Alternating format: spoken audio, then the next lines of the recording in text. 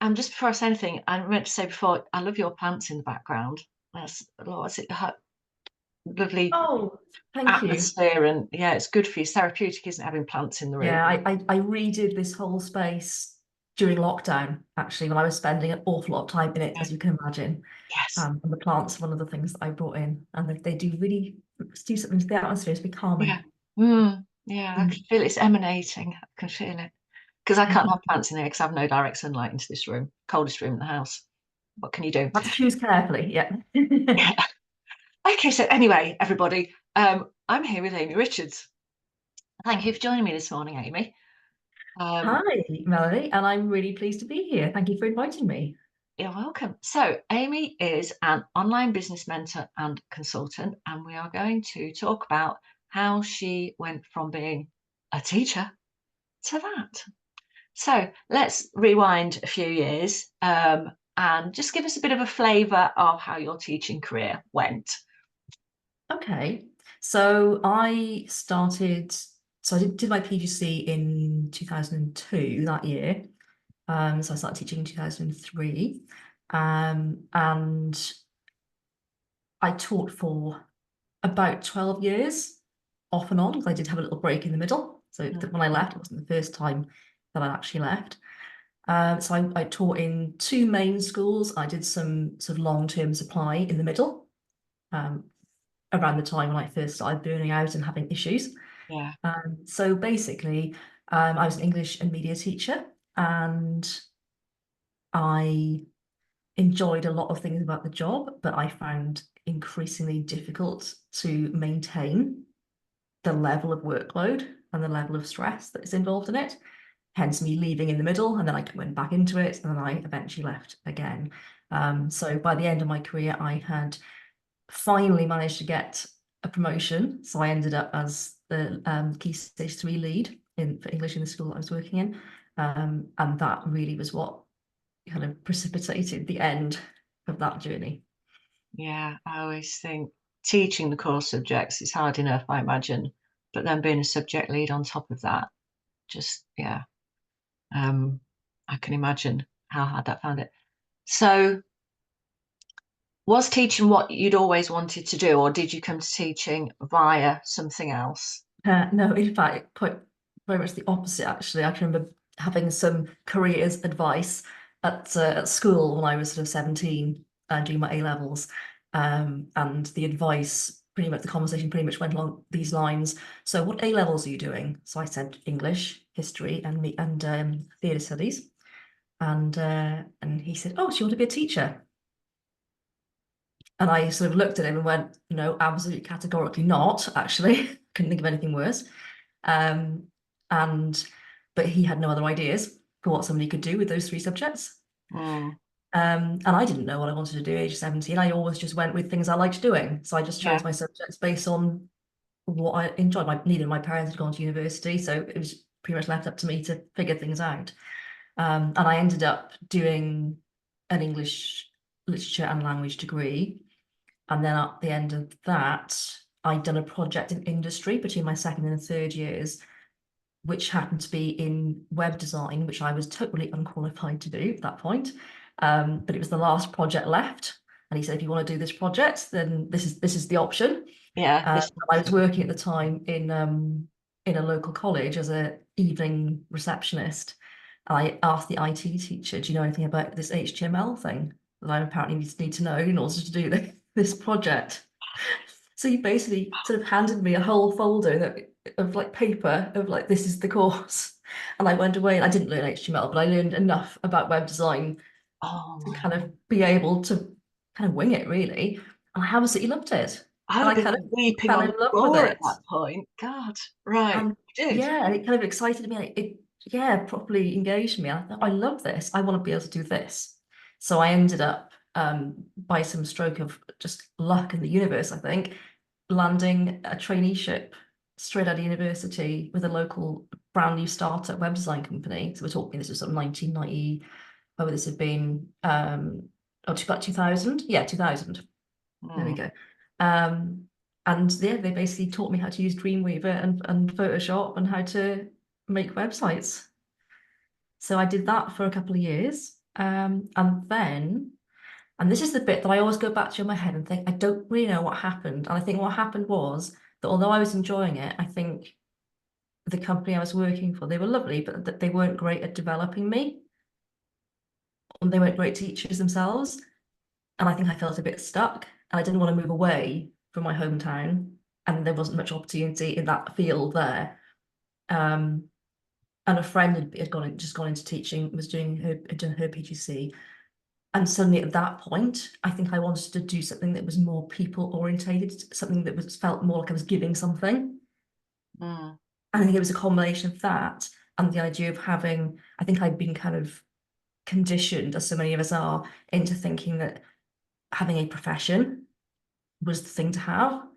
And by this point, I think I kind of wanted that. Yeah. So it Mm. wasn't necessarily that I wanted to teach necessarily, but I did like the idea of going back and using my degree. Yeah. I like the idea of having a profession, and I like the idea of doing something that felt like it had more purpose to it. Yeah. And that was Yeah. how I ended up doing my PGC and then getting sucked into 12 years of teaching. Right. Okay. So having been sucked in, Yeah. having had 12 years but with a break, you said Mm. that it got to the point where burnout halfway through Mm. and then again at the end. What, if you'd like to talk about what that Mm. burnout was caused by, was focused on? Yeah, so there are kind of almost two answers to this question because one is the answer that I had at the time, and one is the answer that I now have come to understand in the intervening years since I've left. Mm. So at the time, the first thing that had happened to me was at university. So I actually started my degree twice because I started it initially doing one course up in Chester, and I was asked to leave at the end of that year because I hadn't turned any assignments in for about 4 months, which Mm. is fair enough. They asked me to leave. Can't say fairer than that, really. Yeah. But the reason was because I had had what I didn't know what it was at the time, and then later on I thought it was depression, where I just completely shut down for weeks and weeks and weeks and weeks, and was pretty much incapable of doing anything. And there wasn't much pastoral support in those days, so nobody was looking out for me, and I just ended up having to leave. Mm. So that then happened again when I was in my first teaching role, where again this thing happened where I just suddenly, gradually over time, just had this process of just almost like grinding to a halt, and I just wasn't capable of doing anything. I mean, I was dragging myself into work, coming home, and just sitting in front of the TV for hours when I came home. Mm. And I ended up at the end of that term with just literally piles of books on my table at home that I just hadn't marked. I'd been bringing them home to mark them and just not doing it. I couldn't make myself do it. Took myself to the doctor eventually, broke down in the doctor's surgery. He gave me that depression checklist thing that they give you. Yeah. And I hit all of the markers, or pretty, all very, not all, but a lot of the markers. So he diagnosed that. Didn't medicate me at that point. I can't honestly remember if they offered to give me medication. I think certainly they offered some counselling, which I think I may have had 1 or 2 sessions, but it's all very vague. I Yeah. don't remember much about it. I think my Mm. mind had totally shut down. And then I left because the thought of going back, I Yeah. just knew, I think on some level, that I needed to get out of that situation. So I moved away because I'd gone away to teach. I came back down to South Wales, and I had a complete break for about 9 months. So I just worked for a charity. And then and then I eventually, after a couple of years of doing sort of long-term supply, I then got the job that was my kind of final and longest teaching role. So I was there for about 5.5 years in that final role. And then towards the end of that, I knew that whatever this was happening again. I just knew the signs, and I knew that it's gradually I was less and less capable of doing things, and more things were going by the wayside. And then I got this promotion, and I thought, oh, that might invigorate me to, get back into the swing of things. But of course, the opposite happened, and it changed everything in terms of my workload, all the things that I really enjoyed about teaching, which turned out to be the things on the periphery of it, like extracurricular things I enjoyed doing with the kids and things like that. That all had to go because I didn't have time. Mm. And and this time it was a proper breakdown. I was complete non-functional, and I was basically on the sofa for about 4 or 5 months doing very little. But what I've realized since, because after on the back of this, then afterwards, when I was kind of off work on the sick for months, realized that I needed to get some help. So I went and got some counselling privately because the NHS waiting list was Wow. longer than my sick leave would Yeah. have been. So that was Mm. pointless. And, basically, I ended up getting diagnosed autistic. And since then, all the things I've learned since then about that, I've come to realize that all of those times when I was depressed, it wasn't depression, it was autistic burnout. And it was a very common, as it turns out, a very common cycle of autistic burnout where we can keep going for a certain amount of time and function at a very high level. Mm. And then eventually that takes its toll. And the longer we then keep going, trying to go back to that same level of functioning, the shorter the windows of time become. Yeah. And eventually you can't sustain it at all. Because what we try and do is we try to keep putting ourselves back to normal. Mm. And that's actually not necessarily sustainable No. for us at all. Yeah, and I'm sure, what you're saying will be resonating with quite a few people watching this. And it is a debilitating place to find yourself, isn't it? Yeah. So, so when this happened the second time and Mm. it all clicked into place what was wrong, that was the point you thought, well, obviously I can't go back into teaching because this is just going to keep happening. So how Mm. did you um, move on from that situation, sort of put yourself back together and then think, okay, what am I going to do now then? Well, before what I consider to be the real breakdown happened, so that was the September of 2014. During that previous year, I think I'd already had some ideas that I needed to get out Mm. because I could see the warning signs happening. So I had already taken a few steps. So I'd done things like I remember going on I popped gone to London for a day for a careers change workshop, which I'd seen advertised online when I'd done a bit of Googling. And that was very interesting. I didn't get any not necessarily any clear ideas from that, but just a general sense of possibility. Yeah. And I'd also started doing a course with a wonderful person called Marianne Cantwell, who wrote a book called Free Range Humans. And I came across her website during this little Google search for alternative ways of living and working. So I joined up and started doing her online course.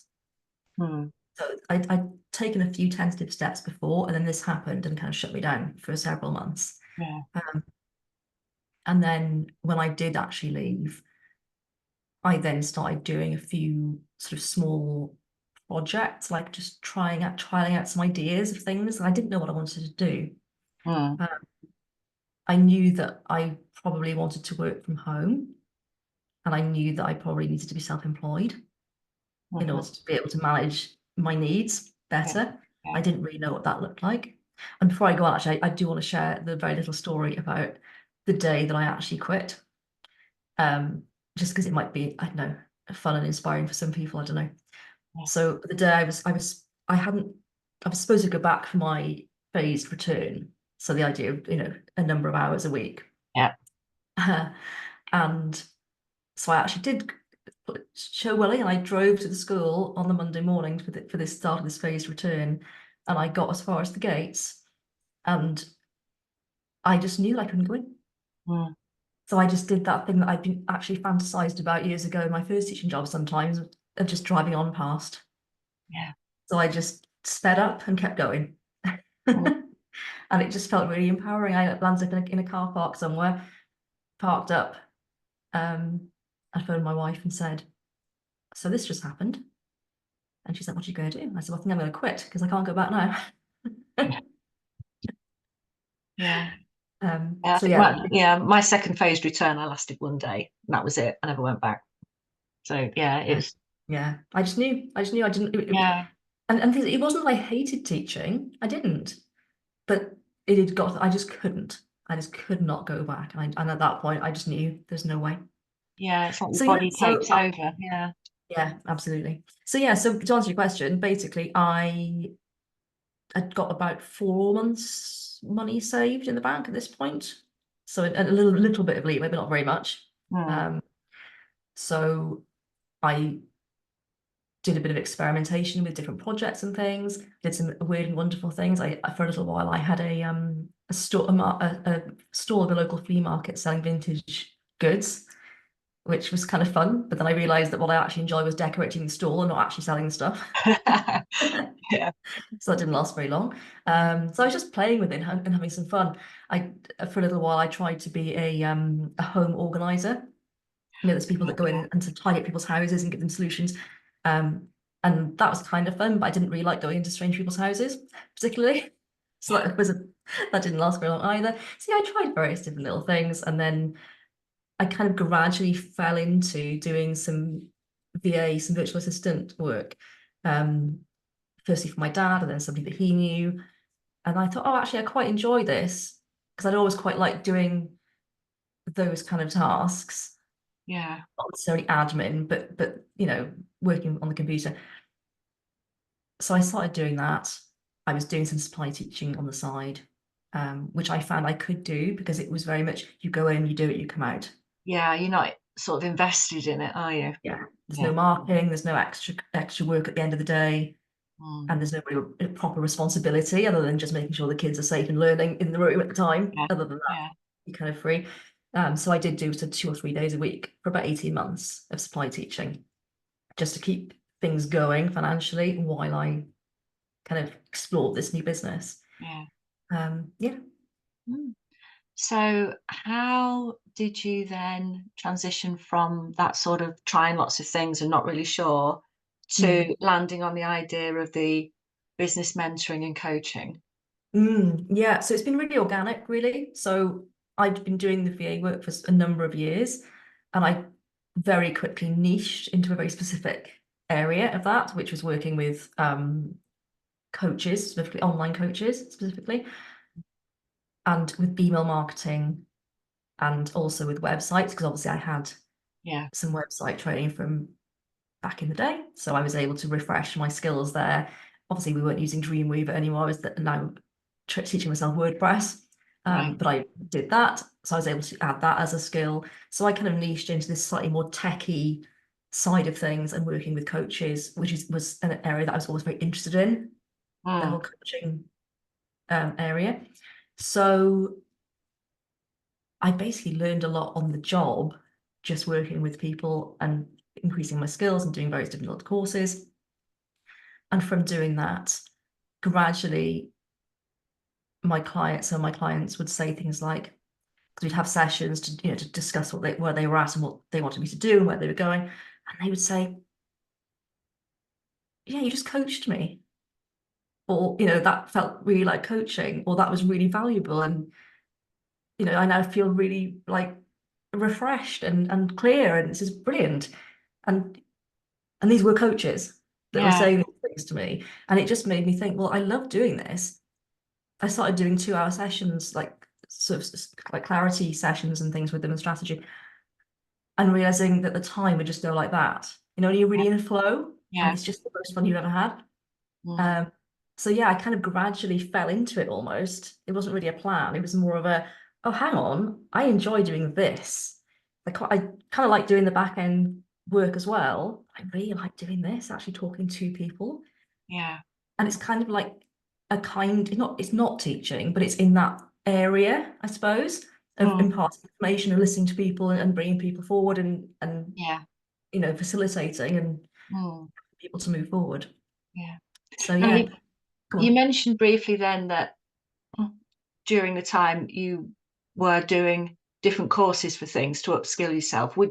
So you think that's important that you Oh yeah, I mean, yes. So basically, when I first started out as a VA at the very beginning, I invested in a course for that, which is brilliant. That really helped, just purely from a business sense as well, because I didn't know anything about running a business yeah, at that point. So it covered everything about running a business and being a virtual assistant. So I did that, and then later on, I did, you know, courses in WordPress and different other tools and things that apps that we use. Yeah. So I've always kind of kept my skills up to date. Yeah. A lot of what I did also was, as I say, learning on the job as well, because I was often, using new tools and new apps and platforms that I hadn't used before. So I would go off and teach myself how to do it. Mm. But I was always, if I felt like it was something I couldn't teach myself, then I would definitely go and invest in somebody else teaching it to me. Absolutely. Yeah, I like the way you use the word invest there, because it definitely is, isn't it? An investment in your Oh own yes. development, and yeah, Yes. yeah. Um, and so that side of your business grew and developed, and that is now what you are: business mentor, Yes. consultant, helping Yes. coaches develop their businesses. Um, Yes. what aspects do you think of your personality and your skills help you do that well? That's a good question. So it feels like what I do now, because I do that, I still do some web design for people as well. It feels like all of the things that I've done in my life and in my various different parts of my career all kind of converge and come together to create this kind of unique, perfect way of working for me. And I think a lot of that is also probably to do with my neurodivergence and my autism.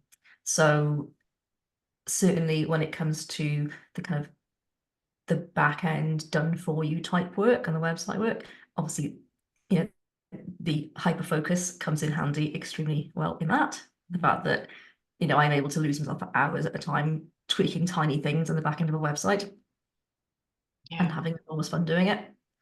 And in terms of working with people, so I work exclusively online, so I work with people over Zoom. I find actually that Zoom, I'm very bad on the phone.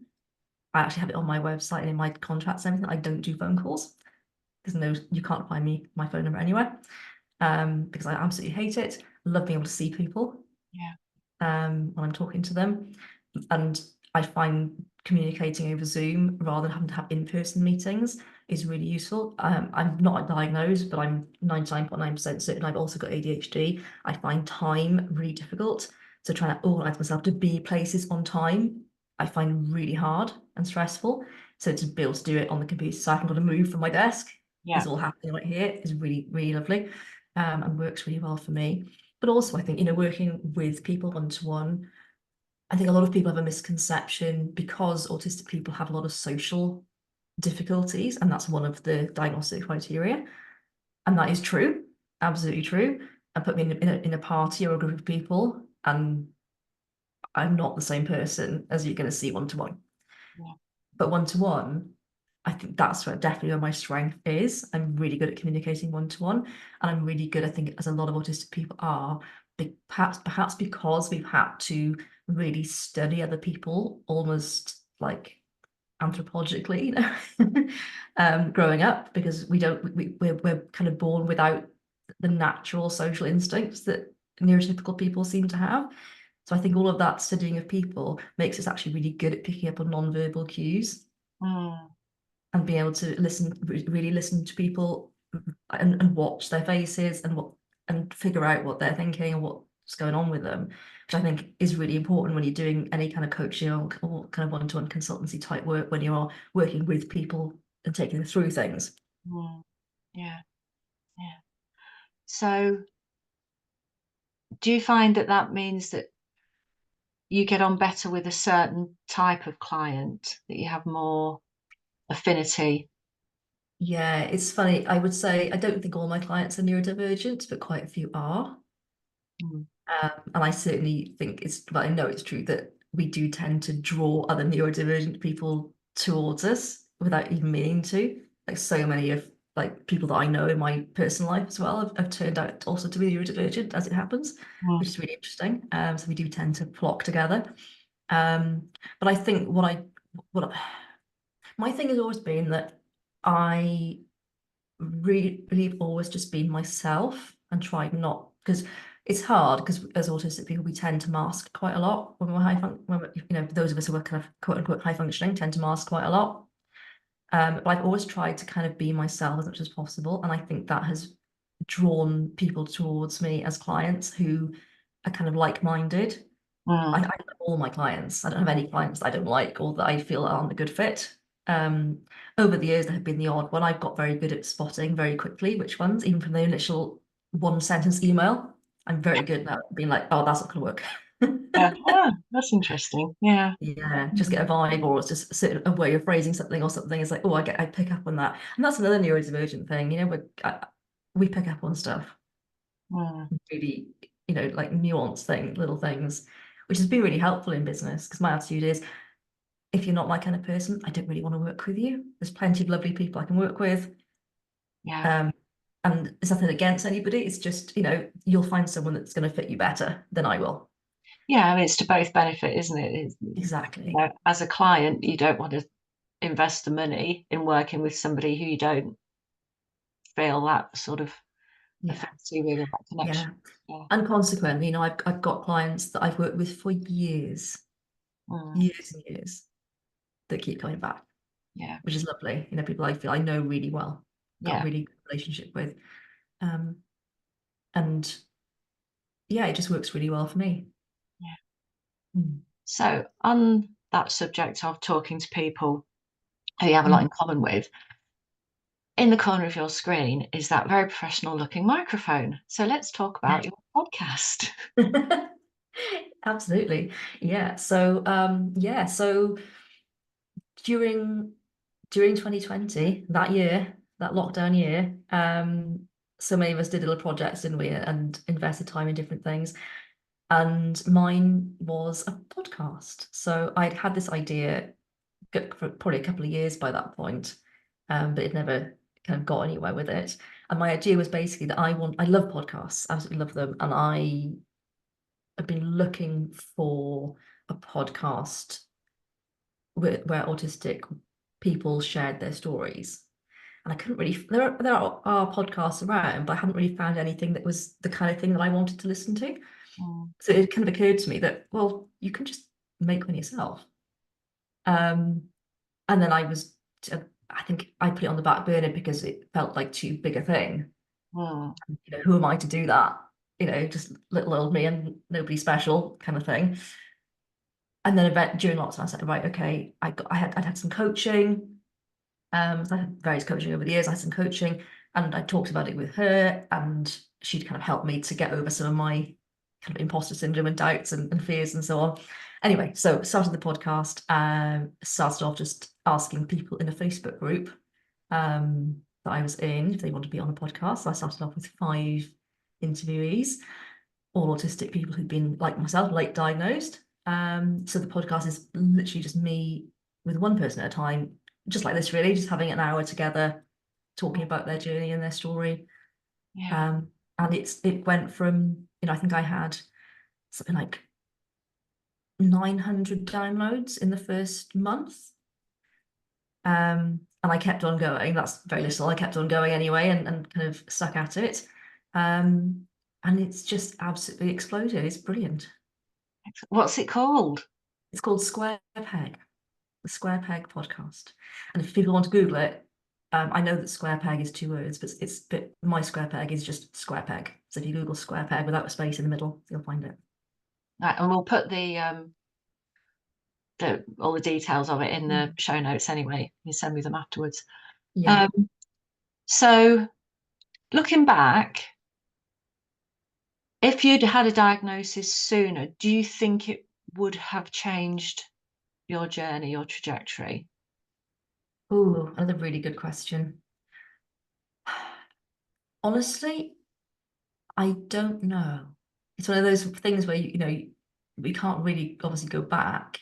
I mean, certainly I ask people this question or a similar a version of it in my podcast quite often, and I've often thought, well, I wouldn't have wanted to be diagnosed as a child. I would if I was born now. Yeah. I wouldn't in my Okay. life because I think it would have actually made things more difficult for me. As someone, I was born in 1978. I think it would have been much harder actually to have that label and diagnosis when I was a child, because attitudes are very different. Yeah, yeah, that was the Yeah, time before sort of inclusive education, wasn't it? So you would have been put in the separate yeah. department from, yeah. So, I mean, I think, and again, in some respects, I think, oh, it might have been really useful and helpful to have known, maybe not to have a diagnosis, but to have known the reason why these things were happening to me right the way back when I was 18, in my first year at university, mm, and everything first came crashing down. And I didn't understand what was going on, or what was happening to me. But then again, the other flip side of this is sometimes I wonder, if I had known, would I have pushed myself to do the things that I did? mm, I don't know.